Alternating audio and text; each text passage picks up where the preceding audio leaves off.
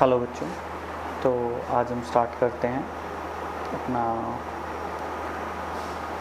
Chapter 2 जो हम पढ़ रहे थे, जो था कि एसिड, बेसिल एंड सॉल्ट, जिसमें कि हमने अभी तक एसिड्स की बेसिक प्रॉपर्टीज़ के बारे में पढ़ लिया था। उसी में अब हम आगे बढ़ेंगे और उसी में हम आगे बढ़ते हैं कि how do acids and basis react with each other. Means what happens when an acid react with a base. We have observed that the effect of a base is nullified by an acid and vice versa. The reaction taking place is written as NaOH plus HCl give rise to NaCl H2O, which is written here NaCl plus H2O. The reaction between an acid and a base to give a salt and water is known as neutralization reaction. In general, we can write neutralization reaction as base plus acid gives salt and water. तो हमें इससे यहाँ से clear हुआ होगा कि जब भी कोई बेस एक एसिड के साथ रिएक्शन करता है या कोई एसिड बेस के साथ रिएक्शन करता है तो वो एक दूसरे के इफेक्ट को क्या कर देते हैं, नलीफाई कर देते हैं। मीन्स वो एक दूसरे के इफेक्ट को क्या कर देते हैं, एक तरीके से ख़त्म कर देते हैं। तो that's why this reaction is termed as neutralization reaction. Means they neutralizes each other to give rise to salt and water. That's why this reaction is termed as neutralization reaction. और न्यूट्रलाइजेशन की reaction जो है उसको हम word equation की form में ऐसे show कर सकते हैं, base plus acid give rise to salt and water. और इसका एग्जाम्पल आपको ऊपर दिखाया गया है। सोडियम हाइड्रोक्साइड जब HCl के साथ रिएक्ट करता है तो वो सोडियम क्लोराइड और प्लस वाटर मॉलिक्यूल रिलीज़ करता है। चलिए हम आगे बढ़ते हैं अभी। तो ये आपकी रिएक्शन दिखाई गई है कि हाइड्रोक्लोरिक एसिड है और सोडियम हाइड्रोक्साइड है। They ultimately give rise to salt plus water. Next, अब बात करते हैं reaction of metallic oxides with acids. The general reaction between a metal oxide and an acid can be written as metal oxide plus acid give rise to salt and water. So by this word equation it is clear that whenever an acid react with metallic oxide it forms salt and water. अब हमारे सामने जो ये word equation लिखी हुई है इससे हमें ये क्लियर हुआ कि जब भी मेटालिक ऑक्साइड एसिड के साथ रिएक्शन करेंगे तो वो सोल्ट और वाटर बनाएंगे। Since metallic oxides react with acids to give salt and water similar to the reaction of a base with an acid, metallic oxide are said to be basic oxides. कि भाई यहाँ से ये prove हुआ कि जो metallic oxides होते हैं वो क्या होते हैं, बेसिक होते हैं। ठीक है, because that's why they are reacting with acid. Okay, इतना क्लियर हुआ कि metallic oxides are basic in nature. That's why whenever metallic oxides react with acid they give rise to salt and water. चलिए अब आगे बढ़ते हैं अब हम। Next is reaction of non metallic oxides with base. Same manner like metallic oxide react with acid, in same manner non-metallic oxide reacts with the base. The general reaction between a non-metallic oxide and a base can be written as non-metallic oxide plus base give rise to salt and water. Since this is similar to the reaction between a base and an acid, we can conclude that non-metallic oxides are acidic in nature. By this reaction we are clear in our mind that since non-metallic oxides are reacting with base, so it is clear that base cannot react with the base, so somewhat non-metallic oxides are acidic in nature. Clear है? तो यहाँ से हमें clear हुआ कि metallic oxides जो होते हैं वो तो बेसिक होते हैं नेचर में, और जो नॉन मेटालिक ऑक्साइड्स होते हैं वो क्या होते हैं, एसिडिक होते हैं नेचर में। क्लियर है? तो जब भी नॉन मेटालिक ऑक्साइड बेस के साथ रिएक्शन करेंगे तो they ultimately forms salt and water. Clear है? नेक्स्ट एक क्वेश्चन है आपके सामने, ये आपका इंटेक्स क्वेश्चन है। First question, why should curd and sour substances not be kept in brass and copper vessel. उसका सीधा सा आंसर ये है कि जो कर्ड एंड सोर सब्सटेंसेज होंगे, मीन्स जो खट्टे सब्सटेंसेज होंगे, all of them will contain acids.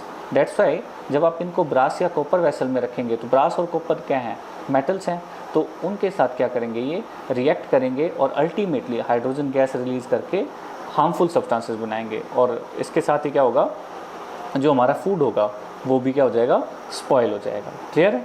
तो दैट्स वाई हमें जितने भी खाने की चीज़ें हैं, खाने पीने की चीज़ें हैं, उनको ब्रास या कॉपर वेजल्स के अंदर नहीं रखना चाहिए। ठीक है, मोस्टली जो खट्टी चीज़ें हैं उनको तो बिल्कुल भी स्टोर नहीं करना चाहिए। ठीक है, अभी आगे बढ़ते हैं बच्चों। सेकंड क्वेश्चन है, which gas is usually liberated when an acid react with a metal, illustrate with an example, how will you test for the presence of this gas. कि भाई कौन सी गैस रिलीज़ होगी जब एक एसिड एक metal के साथ रिएक्ट करता है। तो हमने फर्स्ट वीडियो में जो है ये क्लियर हो गया था हमारा कि भाई ये क्वेश्चन आपके लिए है। ठीक है, आपको ये खुद सोल्व करना है और आप इसको यहाँ से इसको पढ़ लोगे। मैं थोड़ा सा एक बार फिर भी एक्सप्लेन करता हूँ। Hydrogen gas is usually liberated when an acid reacts with a metal. Take few pieces of zinc granules and add 5 ml of dilute H2SO4. Shake it and pass the gas produced with a soap solution. The bubbles of the soap solutions are formed. These soap bubble contains hydrogen gas.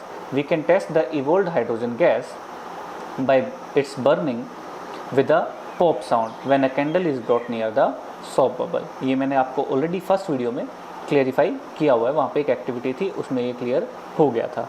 चलिए आप मैं कहूँ इस question के लिए I suggest to you all that you should go through my first part of this chapter. Next third question है बच्चों, metal compound A react with dilute hydrochloric acid to produce एफ्रिवेंसेस.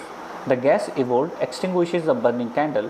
Write a balanced chemical equation for the reaction if one of the compound formed is calcium chloride. ये कह रहा है आपको एक compound A है वो डाइल्यूट हाइड्रोक्लोरिक एसिड के साथ रिएक्ट करता है और एफ्रिवेंसेस प्रोड्यूस करता है. तो एफ्रिवेंसेस तभी प्रोड्यूस होती हैं जब कोई भी कार्बोनेट कंटेनिंग कंपाउंड जो है, कार्बोनेट या हाइड्रोजन कार्बोनेट कंटेनिंग कंपाउंड जो है वो रिएक्ट करता है. ठीक है, तो हमने पढ़ा था कि जब भी मेटल कार्बोनेट रिएक्ट करते हैं तो एफ्रिवेंसेस प्रोड्यूस होते हैं. और अब ये कैसे पता चला कि वो कार्बोनेट ही है, इसका पता चला हमें इस लाइन से, the gas evolved extinguishes a burning candle.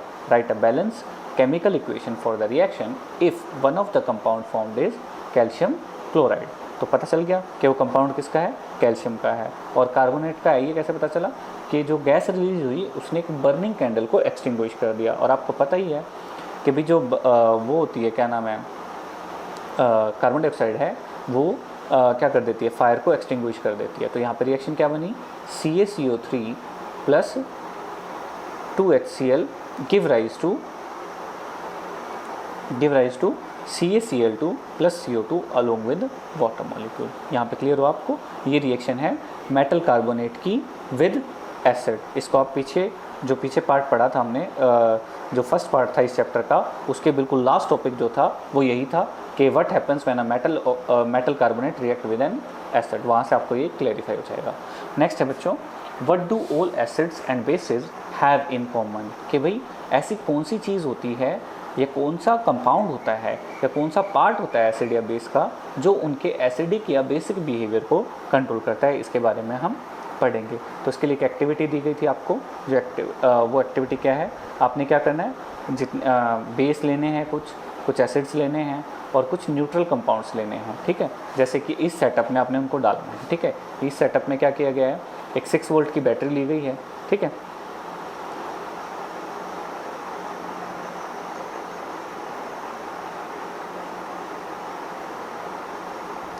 क्या किया गया, इसमें एक 6 वोल्ट की बैटरी ली गई है, उसके साथ एक बल्ब को कनेक्ट किया है और साथ में along with that A switch is connected with it.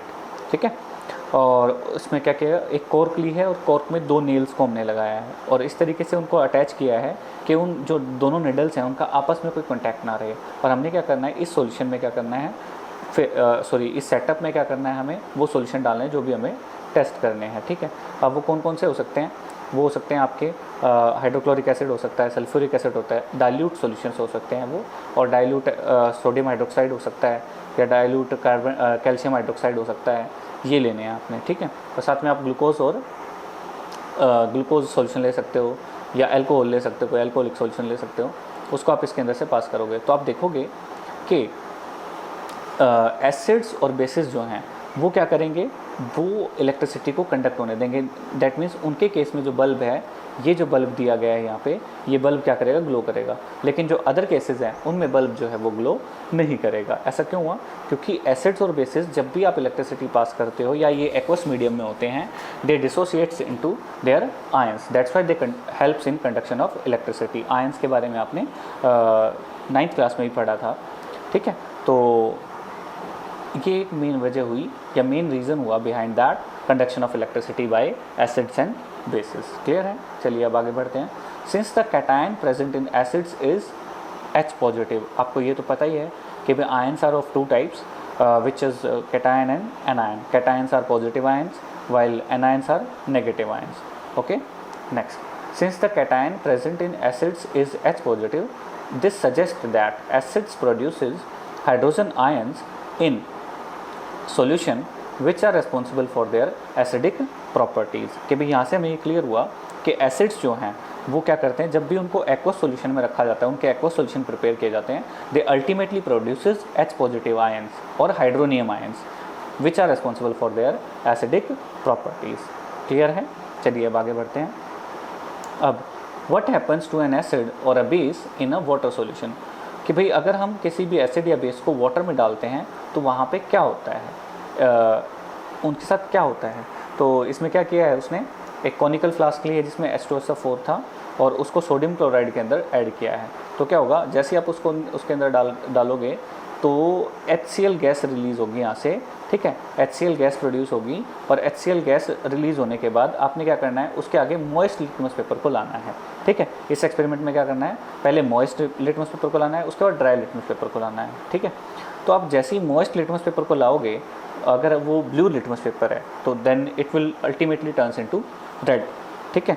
और अगर आप ड्राई लिटमस पेपर लाओगे तो कोई चेंज नहीं आएगा। तो यहाँ से हमें एक चीज़ क्लियर हुई कि जो एसिड्स या बेसिस होते हैं वो अपनी बेसिक या एसिडिक प्रॉपर्टीज़ को तभी शो करते हैं जब कोई एक्वस मीडियम हो, otherwise they are unable to show their unable to express their acidic और बेसिक प्रॉपर्टीज़। क्लियर है? This experiment suggest that hydrogen ions in HCl are produce in the presence of water. The separation of H positive ion from HCl molecule cannot occur in the absence of water। इसके ऊपर एक question भी है आपका, वो आप कर लोगे अटैम्प्ट, इसके बाद आपके उसमें है वो इन टेक्स्ट क्वेश्चंस में है। तो ये जब एक्सप्लेनेशन आप ध्यान से अगर आपको समझ में आ गई होगी तो वो क्वेश्चन आप अटैम्प्ट कर लोगे, ठीक है। चलिए आगे बढ़ते हैं। तो एक्चुअल में होता क्या है, जब HCl या आप मॉइस्ट लिटमस पेपर को लाते हैं तो HCl गैस वाटर के साथ रिएक्ट करती है और H3O positive plus Cl negative ion बनाती है।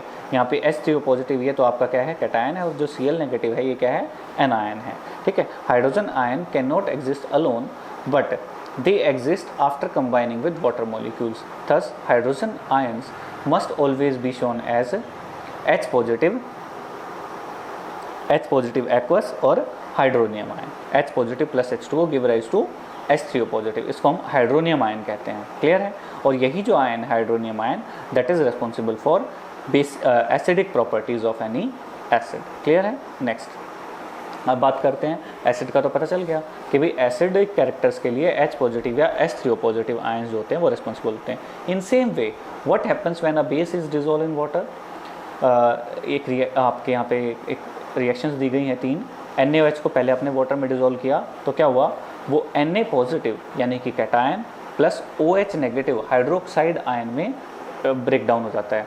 जो OH नेगेटिव है ये आपका एनायन है, ये हाइड्रोक्साइड आयन है, ठीक है। सिमिलरली KOH पोटेशियम हाइड्रोक्साइड ये भी क्या है, एक बेस है, ठीक है। तो पोटेशियम हाइड्रोक्साइड को जब आप वाटर के अंदर मिक्स करते हो तो ये K पॉजिटिव और OH नेगेटिव आयंस में ब्रेक हो जाता है। सिमिलरली MgOH का होल ट्वाइस, इसको भी जब आप वाटर में मिक्स करोगे तो ये ultimately it breaks into Mg2 positive along with 2OH negative. यहाँ पे OH पे नेगेटिव आएगा बेटा, यहाँ पे जो OH नेगेटिव है वो लिखा नहीं हुआ, वो मिस प्रिंट हो गया होगा, आई थिंक रह गया, ठीक है। तो वो OH नेगेटिव आएगा। तो that means acids generate H positive और H3O positive ion. In same way basis generate hydroxide और OH negative ions in water. Clear है?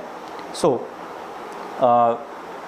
all generally all the bases which are soluble in water are termed as alkalis because most of the bases, strong bases, are composed of alkali metals. Okay. Alkali metals जो होती हैं आपकी first group वाली metals होती हैं, उनको हम alkali metals बोलते हैं, ठीक है। तो ये एल्कली मेटल से बने हुए हैं। एल्कली का मतलब होता है which are soluble in water, clear है। तो that's why the bases which are soluble in water are termed as alkalis, clear है। एल्कलीज आप पढ़ोगे या एल्कलाइन मिक्सचर आप कई जगह सुनोगे वर्ड, कहीं पर लिखा होगा वो पढ़ोगे आप, तो उसका मतलब यही होता है। एल्कलाइन का मतलब क्या होता है, ऐसा बेस जो ऐसा कंपाउंड जो कि बेसिक है and it is soluble in water, clear, that is termed as alkaline in nature, clear है। जो जनरली हम इनो पीते हैं वो क्या होती है आपकी, वो भी एल्कली होती है, एल्कलाइन मिक्सचर होता है वो भी, ठीक है। वो क्या करती है, वो आपके जो स्टमक के अंदर excess amount of acid produce हो, HCl सीक्रेट हो जाता है, उसको क्या कर देती है, न्यूट्रलाइज कर देती है। So in that way it ultimately helps in regularisation of acidity developed in our stomach, ठीक है। चलिए आगे बढ़ते हैं। और next is, do you know all bases do not dissolve in water. An alkali is a base that dissolve in water. They are soapy in touch, bitter and corrosive. Never taste or touch them as they may cause harm. Which of the base in table 2.1 are alkalis? ये कोई आपकी NCERT की वो है cutting, वहाँ से ये उठाई गई, ये जो स्क्रीनशॉट है ये वहाँ से कॉपी किया गया है, ठीक है। तो इसमें क्या है, जितने भी बेसिस होते हैं वो सभी बेसिस जो हैं वो वाटर में डिज़ोल्व नहीं होते, सिर्फ कुछ ही बेसिस होते हैं, और जो डिज़ोल्व होते हैं उनको हम एल्कली बोलते हैं। और जनरली ये क्या होते हैं, सोपी होते हैं, मतलब स्लिपरी होते हैं टच में। आप जब ऐसे टच करोगे तो आपकी फिंगर्स ऐसे स्लिप करेंगी, ठीक है। वैसे तो मोस्टली तो क्या होते हैं, इन जितने भी बेसिस होते हैं वो बहुत ही स्ट्रॉन्ग होते हैं, तो इसलिए उनको टच करना मना किया जाता है, ठीक है। जो लो वाले हैं यानी कि जो जिनकी रिएक्टिविटी लेस होती है, उनको आप टच करोगे तो वो क्या होंगे, सोपी होंगे और बिटर होंगे टेस्ट में, क्लियर है। Now as we have identify that all acid generate H positive ion and all bases generate OH negative ion, so now we can view the neutralization reaction. अब न्यूट्रलाइजेशन रिएक्शन को आप ऐसे लिख सकते हो कि भाई acid plus base give rise to salt and water. तो वहाँ पे क्या हुआ, H का X क्या है, कोई मेटल उसके साथ जुड़ी होगी, ठीक है। और मेटल या भाई हेलोजन जो भी जुड़ी होगी, H2SO4 या जो भी है वो जुड़ा होगा, वो X ग्रुप मान लिया हमने उसको, और साथ में जो बेस है उसके आगे जो मेटल जुड़ी होगी उसको M से डिनोट किया है। तो क्या होगा, H प्लस H और OH तो जो होंगे वो कंबाइन होकर H2O बनाएंगे, और जो ये X और M हैं ये कंबाइन होकर एक सोल्ट रिलीज़ करेंगे। तो दैट्स वाई अगर इसको सिर्फ आयन की फॉर्म में शो करना हो तो हम इसको ऐसे शो करेंगे, H positive plus OH negative give rise to H2O। That's why ये रिएक्शन जो है ये न्यूट्रलाइज हो जाती है कि भाई जितने H पॉजिटिव आयन प्रोड्यूस होते हैं उतने ही OH नेगेटिव आयन प्रोड्यूस हो जाते हैं, और वो एक दूसरे को न्यूट्रलाइज करते हुए क्या कर देते हैं, वाटर मॉलिक्यूल फॉर्म कर लेते हैं। That's why this reaction is termed as neutralization reaction, clear है। चलिए अब आगे बढ़ते हैं हम इसी में। द प्रोसेस ऑफ डिजॉल्विंग, यहाँ पे भी एक क्वेश्चन बनता है।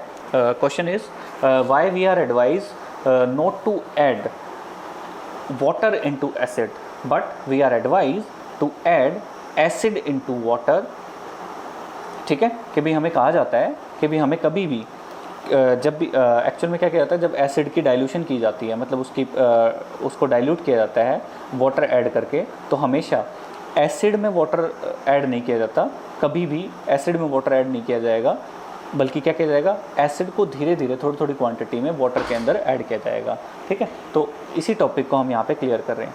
The process of dissolving an acid और a base in water is a highly exothermic one.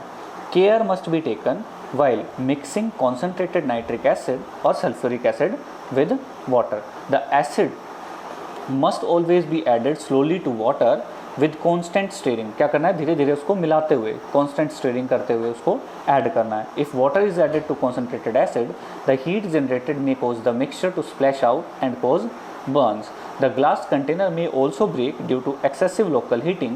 Look out for the warning sign on the can of concentrated sulfuric acid and on the bottle of sodium hydroxide pellets. Clear है।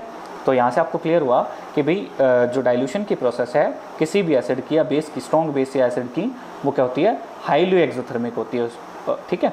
तो उस process में हमें ये याद रखना है कि कभी भी हम वाटर को एसिड में या बेस में डायरेक्टली नहीं डालेंगे, बल्कि बेस या एसिड को धीरे धीरे मिक्स करते हुए, स्लोली मिक्स करते हुए किस में डालेंगे, वाटर में ऐड करेंगे, क्लियर है। ताकि वो जो जिस भी कंटेनर में आप उसकी डाइल्यूशन कर रहे हो वो ब्रेक ना हो और एसिड उसमें से स्प्लैश आउट ना करे, और हमें कोई हार्म ना हो, या जो भी पर्सन उस डाइल्यूशन को परफॉर्म कर रहा है उसको कोई हार्म ना हो। Next is mixing an acid or a base with water result in decrease in the concentration of ions H3O positive or OH negative per unit volume. Such a process is called dilution and the acid or base is said to be diluted.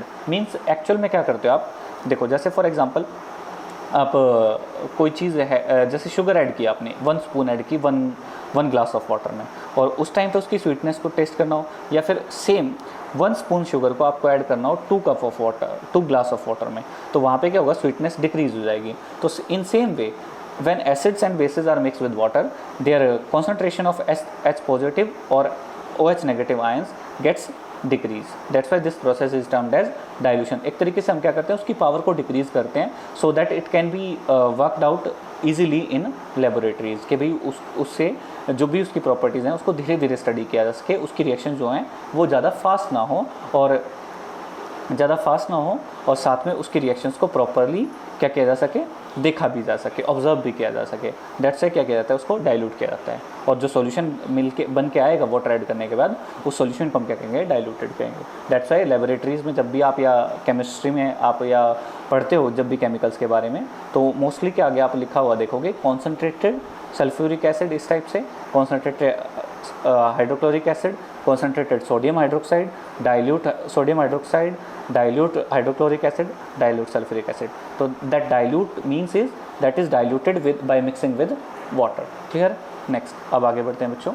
अगला question है, ये भी Intex का ही question है।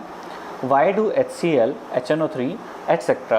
show acidic character in aqueous solution while solution of compounds like alcohol and glucose do not show acidic character? ये मैंने आप clear करवाया था, फिर भी हम एक बार इसको फिर से क्लियर कर लेते हैं कि भाई द डिसोसिएशन ऑफ HCl, मैं आपको वैसे एक बार वर्बली एक्सप्लेन कर देता हूँ कि भाई HCl और HNO3 जो हैं both are acidic in nature, and whenever we dissolve them in water they ultimately dissociates into ions and ultimately forms H positive ion which is responsible for showing of acidic characters. But जो glucose और alcohol हैं इसमें hydrogen होता है, लेकिन whenever they are mixed with water they do not form hydrogen or hydronium ion. That's why they do not show acidic और basic properties. Clear है? Next आगे बढ़ते हैं। Why does an aqueous solution of an acid conduct electricity? That is also similar to that question, because acid dissociate into their ions. That's why ions are responsible for conduction of electricity. Next question is also clear. Why does dry HCl gas not change the color of the dry litmus paper? Because in absence of water, HCl is unable to dissociate into its ion, and whenever water is present, HCl gas ultimately break down into its ions, and that's why in presence of water they can show their acidic properties. Clear है कि भाई जब भी HCl dry होता है, HCl gas को आप dry लोगे और वाटर नहीं लोगे तो अल्टीमेटली क्या होगा, वो अपने आयंस में डिसोसिएट नहीं हो पाएगी, और वो आयन में डिसोसिएट नहीं होगी तो अल्टीमेटली क्या होगा, वो अपनी एसिडिक कैरेक्टर्स को भी शो नहीं कर पाएगी। क्लियर है इतना? चलिए आगे बढ़ते हैं। नेक्स्ट है, while diluting an acid, why is it recommended that the acid should be added to water and not water to the acid? ये आपको क्लियर है बच्चों? तो ये मैं दोबारा आपको क्वेश्चन नहीं रिपीट करूँगा, आप बस वीडियो पॉज करके इसका आंसर पढ़ लेना, और चाहें तो आप अपनी नोटबुक में भी नोट डाउन इसको कर सकते हैं। चलिए आगे बढ़ते हैं। How is the concentration of hydronium ions affected when a solution of an acid is diluted? ये भी आपको क्लियर हो गया। अभी पीछे हमने डाइल्यूट वाला पढ़ा कि जब भी आप एसिड या बेस में वाटर ऐड करते हो या डाइल्यूट करते हो उसको, तो उसकी जो H पॉजिटिव या H3O पॉजिटिव या OH नेगेटिव आयन की जो कंसनट्रेशन है वो क्या हो जाती है, डिक्रीज हो जाती है। मीन्स उसकी जो स्ट्रेंथ होगी वो भी क्या होगी, डिक्रीज हो जाएगी। यहाँ पे जो नीचे वाली लाइन है वो कट हो गई है, वहाँ पे क्या होगा, this means that the strength of the acid will also get decreased. Clear है? नेक्स्ट लास्ट क्वेश्चन है ये आज का, इसके बाद हम नेक्स्ट पार्ट में पढ़ेंगे। How is the concentration of OH negative? This is same like that previous question, तो ये भी आप पढ़ लेना इसको पॉज करके, तो आपको यहाँ पे इसका आंसर मिल जाएगा। ठीक है, चलिए तो हम अगले पार्ट में इससे और आगे बढ़ेंगे बच्चों। ठीक है, टिल देन गुड बाय, और हम नेक्स्ट पार्ट में फिर से मिलते हैं चैप्टर 2 के 3rd पार्ट में। अगर आपको वीडियो अच्छा लगता है तो प्लीज़ इसको लाइक कीजिए, और चैनल को सब्सक्राइब कीजिए ताकि आपको आगे से आगे जो भी नए वीडियोज़ आते हैं उसका लिंक आपको मिलता रहे। क्लियर? Thank you.